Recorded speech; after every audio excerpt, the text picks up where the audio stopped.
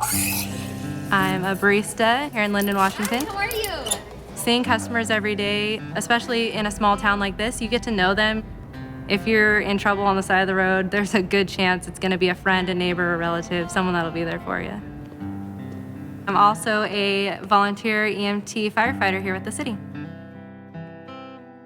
4 years ago, I was getting on to the freeway, and there was a serious rollover accident right in front of me. Everything inside of me screamed to want to go help, to be there for that individual, but I didn't know if I could, if I knew how. And I called 911 and just left it at that. And it was that day that I decided, I want to do this. We pull 3 12-hour shifts a month.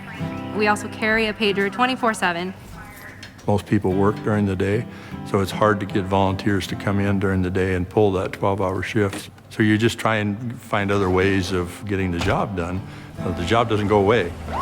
I don't think people do understand that the majority of individuals that are showing up to their neighbor's house, showing up to their house when there is an emergency, is someone that's just doing it freely of their own will because they care. Vashon Island is geographically isolated from Seattle and Tacoma. We have to be able to care for ourselves. This is the opportunity to have some of the most fun this weekend, courtesy of Vashon Fire. It's the best job in the world, I tell ya. I had been working in Iraq as a civilian supporting a striker brigade out of Fort Lewis. My wife, my fiance at the time, we made the decision we were going to get married and start a family. I saw that the fire service could potentially provide those things I wasn't going to be seeing in a pair of boots anymore.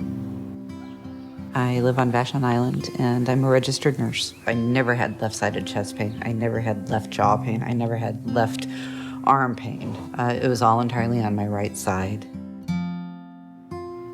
The pager goes off on my nightstand, indicating that it was a CPR call, and I noticed the address is right down the street. That's when the adrenaline shot through my body, and I said, I gotta go. I woke my husband up, complained of right arm pain and right jaw pain, and we decided to go to the hospital. He went to splash water on his face and heard a thud, and I had collapsed in the laundry area. I got to her house, and her husband directed me into the back door, and she was lying near their washer and dryer, and he was performing CPR on her. And I said, okay, I'm gonna take over. I did about 10 minutes CPR. It's really hard to believe that I would have been doing it that long. But I did it long enough for the career crew and other volunteers to show up and begin that dance of life. It was my duty to go. It was my duty to go and do the best I could. I'm Daniel.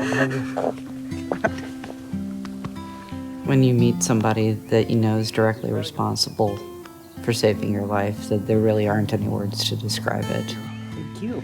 Without that quick response from the volunteer firefighters, I would not be here. I have no question about that. I owe them my life. This is the end of the road. We're 20 minutes from civilization. We're the ones that people call and depend upon to be on scene in a few minutes. After spending many years in my profession before I retired, I have dealt with accidents on the highway and been able to do very little to help the people. I needed to get the training. Let's go ahead and get her out. And 1, 2, 3. Even as volunteers, we all have to meet the same standard. You train to the same level as a career firefighter. Tell me what day it is. You're required to have ongoing training of 40 hours a year in EMS. So you start adding all those hours up of training and commitment and time away from your family or work. It's harder to keep people because they realize it's really become a part-time job. And that's the biggest change we've seen. Once we get them, our job is to keep them motivated enough to want to continue to train and gain more knowledge and more experience and be able to serve the community that they're volunteering for. Brush fire, White Hollow and McCully.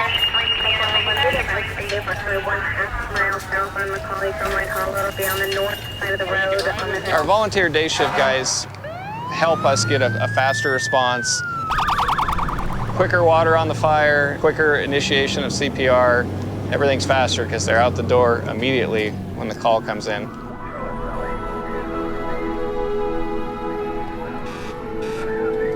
It's neighbors serving neighbors.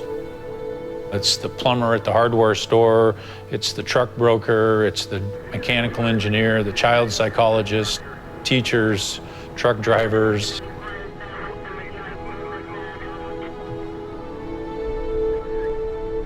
Our calls are up about 18 to 20% this year from over last year. Take interior operations. Okay. I know I got 2 guys in there. I think I got a ranger established. And I got 4 guys packing up. I got 92, 94 coming. You get this amount of resources this quick on a scene, it makes a big difference. That's why our volunteers are so important. That's why we need them.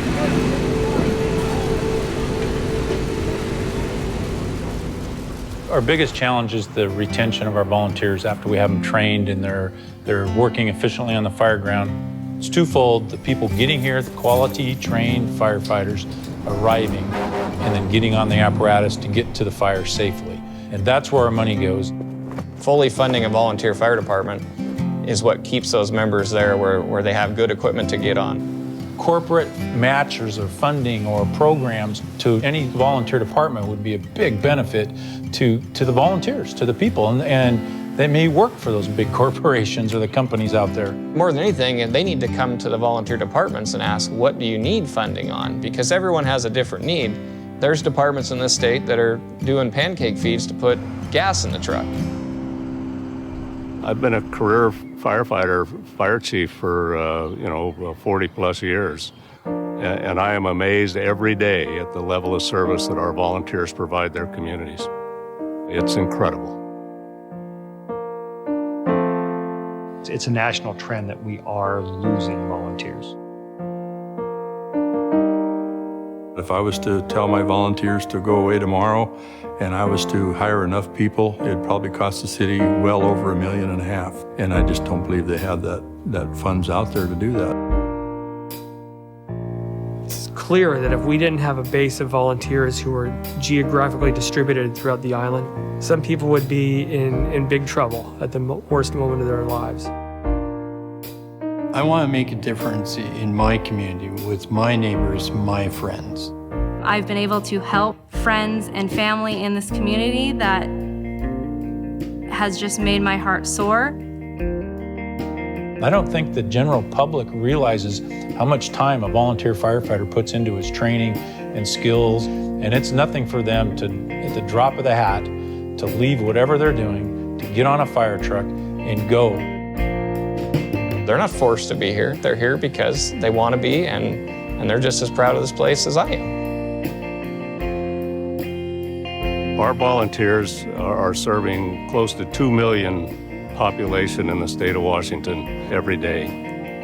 We are at a crisis as far as making sure we have enough volunteers. Our biggest fear is that someday someone will call for help and there's nobody to respond. Volunteer firefighters are there for you. We need you to be there for them.